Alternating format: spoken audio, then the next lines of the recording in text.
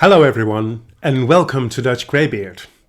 Today a short video about this book, The Book Thief by Markus Zusak.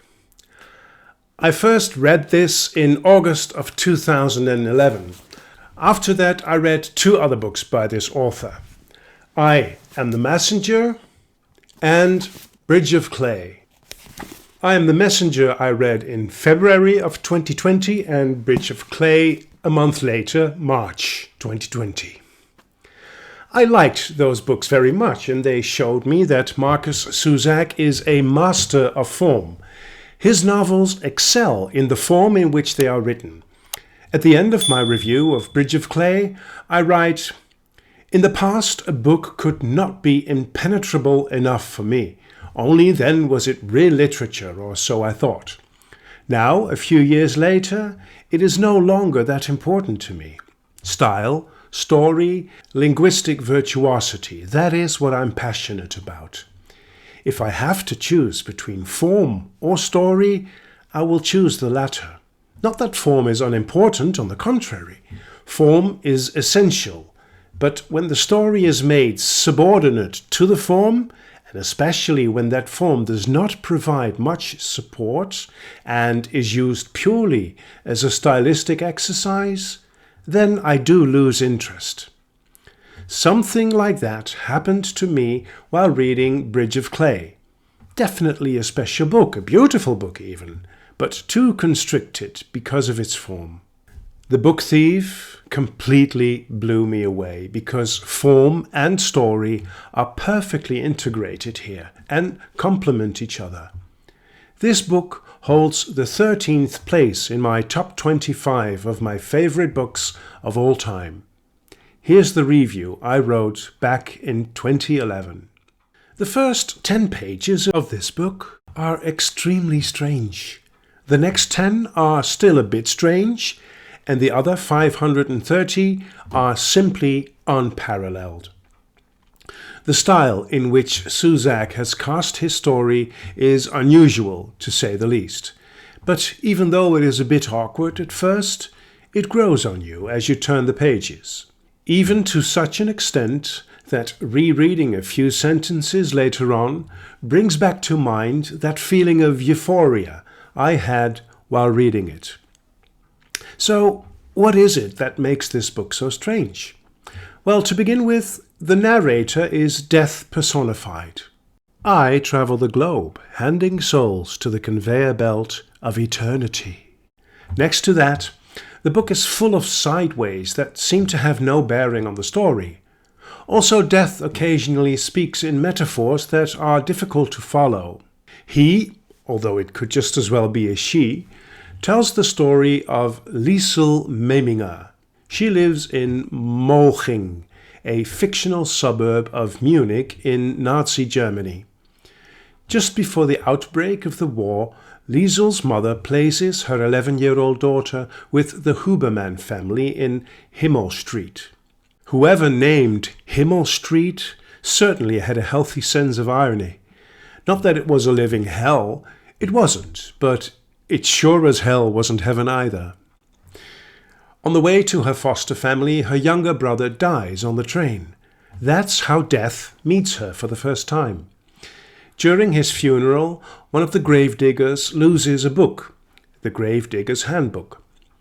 Liesel picks it up and takes it with her. This is the beginning of her career as the book thief from the title. Together with her foster father, Hans, who is a house painter, Liesel reads from her books every night. She paints the words she doesn't understand on a wall in the basement. Only when she understands them can she paint them over. Everything in this book revolves around words. Not only in the world of Liesel as she grows up, but also in the world outside of it. In the Second World War, it was all about words, the right words to brainwash the masses. At the end of the book, Liesel asks herself in despair, the words, why did they have to exist? Without them, there wouldn't be any of this. Without words, the Führer was nothing. Through the eyes of death, we witness Liesel's youth in Moching, where Nazism is rampant. As a dissident, you were doomed to pretend that you sympathized with the ideas of the Nazis.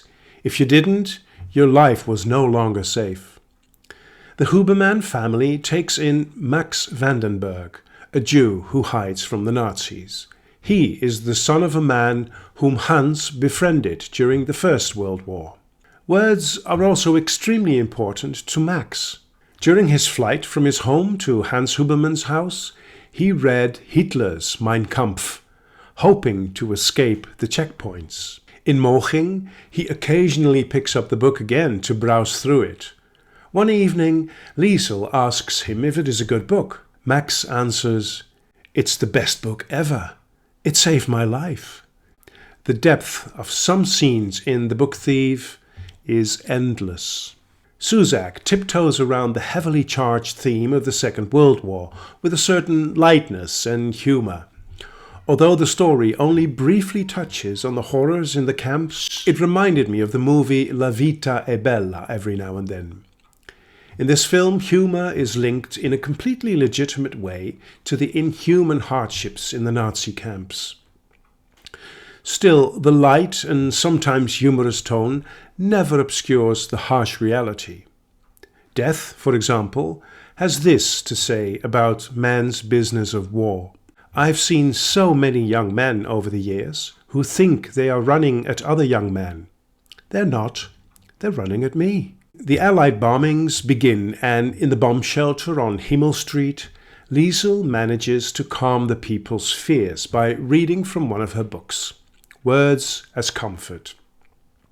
Eventually, Max paints all the pages of Hitler's book white so that he can reuse them for his own words.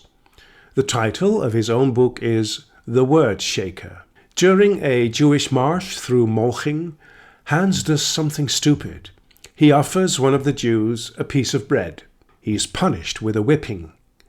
From that incident on, he runs the risk of being dragged from his bed by the SS at any moment. Max is no longer safe with him, and he leaves. He gives the word shaker to Rosa, Liesel's foster mother. She has to give it to the girl when she's ready, which she does. The book is full of heartbreaking scenes, bursting with symbolism, and it excels in linguistic discoveries. Even though it stays clear of sentimentality, my eyes remained moist during the last 15 pages.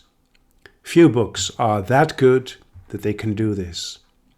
This author has given humanity a pearl in words with The Book Thief. For this work, I take a deep bow.